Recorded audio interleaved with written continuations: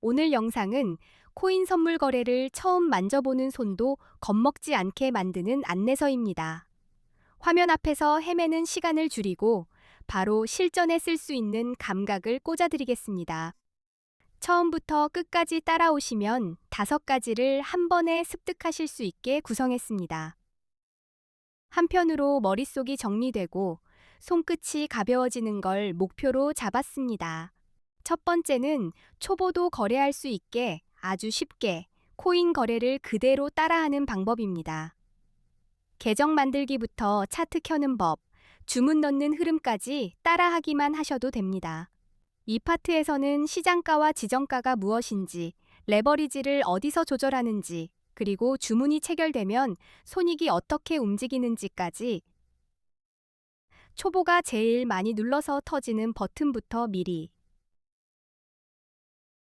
두 번째는 네이버 코인 커뮤니티에서 화제가 됐던 이야기, 300만 원으로 1억 8천만 원을 만들었다고 알려진 중학생 단타 방식입니다. 숫자만 보고 흥분하지 말고 원칙만 골라서 배우는 파트입니다. 그 중학생 단타의 포인트는 거창한 비법이 아니라 짧은 시간에 흔들리는 구간만 골라 치고 빠지는 리듬입니다. 손절은 짧게 잡고 욕심은 줄이고 살아남기에 집중하는 그림이었습니다. 300만 원이 1억 8천만 원이 됐다는 이야기도 한 번의 대박이 아니라 작은 승부를 수없이 반복해 복리처럼 키운 구조로 이해하셔야 합니다. 한 번에 몰빵하는 도박이 아니라 규칙을 지키는 습관이. 세 번째는 코인 거래할 때 거래 수수료를 최대 할인받는 꿀팁입니다. 단타는 반복이기 때문에 수수료를 깎는 순간 그게 곧 수익률이 됩니다. 수수료 할인은 보통 레퍼럴 경로, 수수료 할인 코드, 거래소 등급 혜택, 그리고 메이커 주문 같은 방식으로 쌓입니다. 고정 댓글에 정리한 링크는 이런 할인을 최대한 받도록 연결해 둔 겁니다. 네 번째는 AI를 활용해 하루 50만 원씩 매일 수익을 노리는 AI를 자동 돈복사기로 쓰는 게 아니라 판단 시간을 줄여주는 조력자로 쓰는 방식입니다. AI에게는 오늘 시장에서 주목할 코인, 뉴스 요약, 지지와 저항 구간, 손절선과 목표가처럼 생각을 정리하게 시키면 좋습니다. 내가 멈칫하는 순간을 줄여주는 도구로 쓰면 체감이.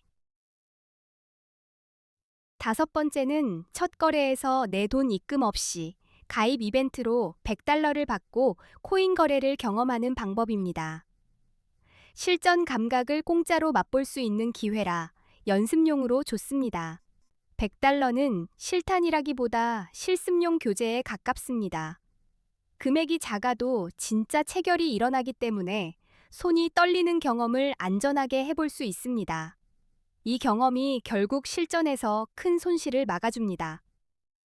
그리고 고정 댓글을 꼭 보셔야 합니다. 수수료 최대 할인 꿀팁과 100달러 받는 가입 링크를 한 곳에 모아놨습니다. 영상만 보고 끝내면 반쪽입니다. 가입 이벤트로 받은 100달러로 바로 10억을 만든다. 이런 이야기는 현실과 거리가 멉니다. 대신 100달러로 내 돈 없이 거래를 공부해 볼 수 있고, 레버리지로 성공하면 몇백만 원 단위의 결과도. 자, 이제 왜 코인을 해야 하냐를 아주 직관적으로 보여드리겠습니다. 감정 말고 숫자, 구호 말고 결과로 보시면 됩니다. 우리가 10년 전인 2016년에 금, 주식, 코인, 부동산에 1,000만 원을 넣었다면 2026년에는 얼마가 됐을까요? 같은 출발선이 다른 결승선을 만드는 장면입니다. 주식부터요. 코스피 지수가 10년 전에 비해 약 2.66배 상승했으니 2016년에 1,000만 원을 지수 추종형 주식에 담았다면 2026년엔 약 2,660만 원 정도가 됩니다. 금은 더 무겁게 올라갑니다. 2016년에 1,000만 원으로 금을 샀다면 약 233.5g을 들고 있었을 것이고 2026년 기준으로 그 가치는 약 5,260만 원 정도가 됩니다. 부동산은 서울 기준으로 가정해 보겠습니다. 2016년에 1천만 원어치 아파트 가치를 보유했다면 2026년에는 약 2,400만 원 정도로 평가할 수 있다고 합니다. 마지막으로 비트코인입니다. 2016년에 1천만 원어치 비트코인을 샀다면 2026년에는 약 26억 원 이상이 되는 막대한 수익률이 나옵니다.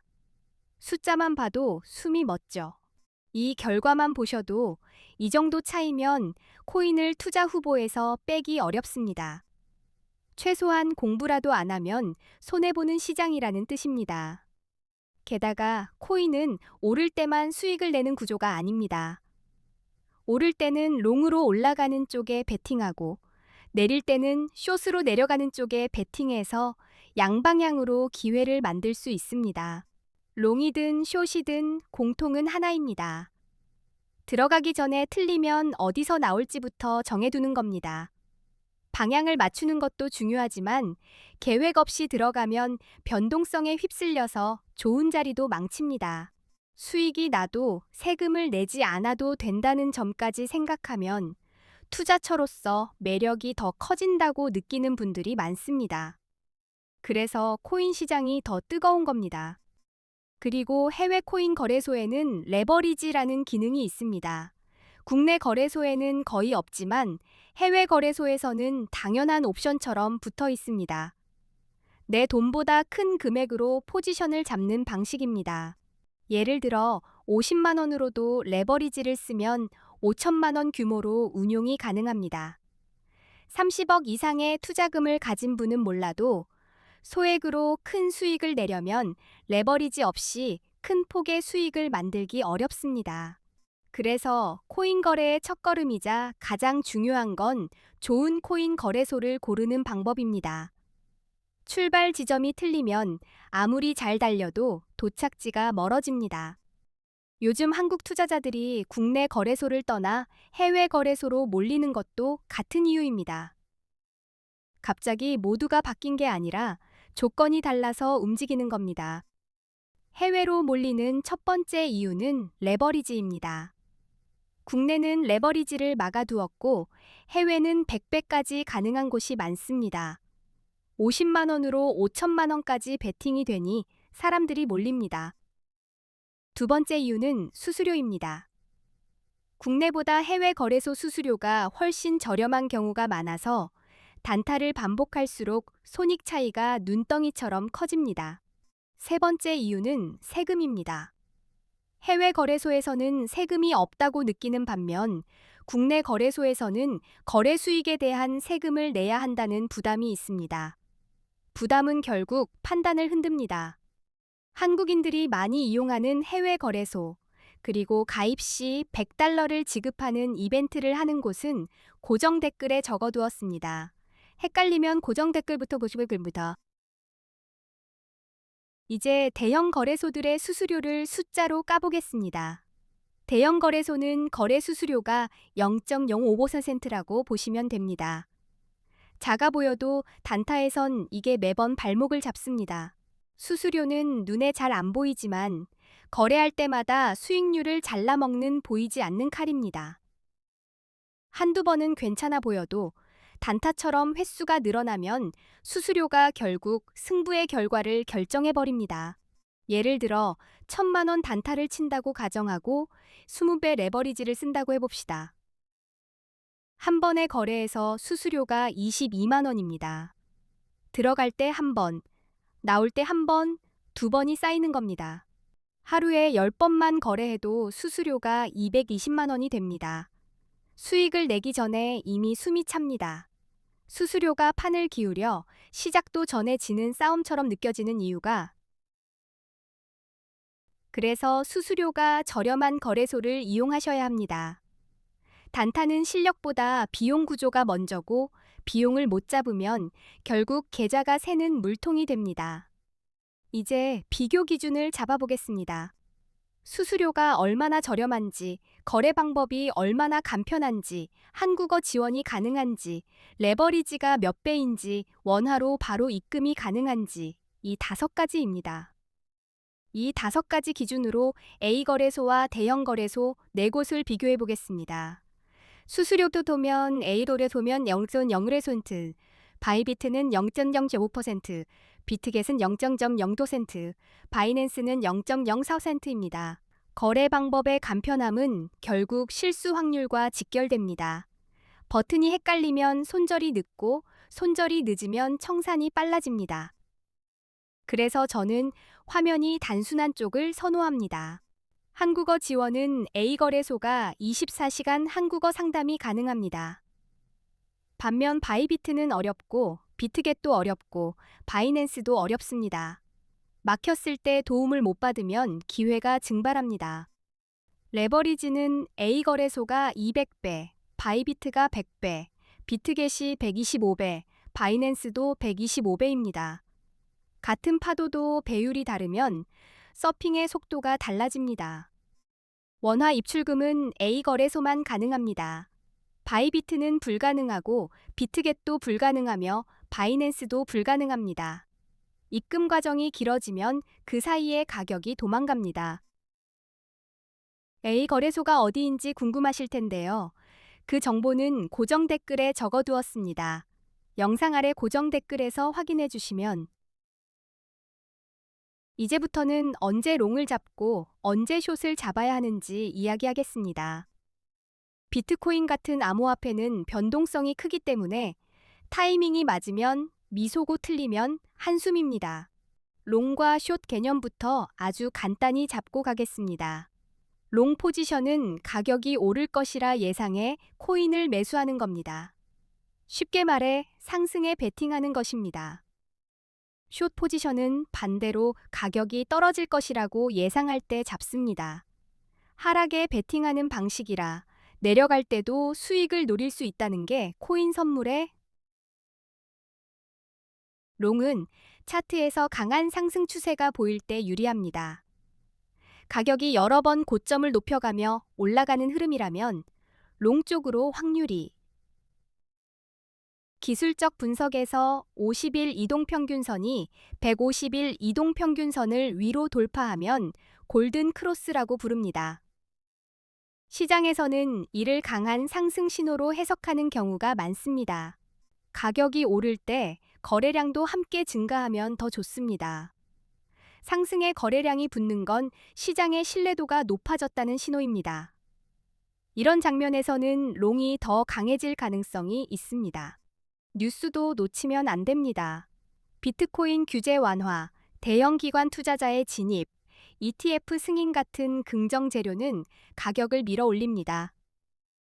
이런 소식이 뜨면 롱의 성공 확률이 높아질 수 있습니다. 숏은 하락 추세가 보일 때 유리합니다. 가격이 계속 낮아지고 저점이 점점 더 낮아지는 패턴이 반복된다면 숏 포지션이 설득력을 얻습니다. 50일 이동평균선이 150일 이동평균선 아래로 내려가면 데드크로스라고 합니다.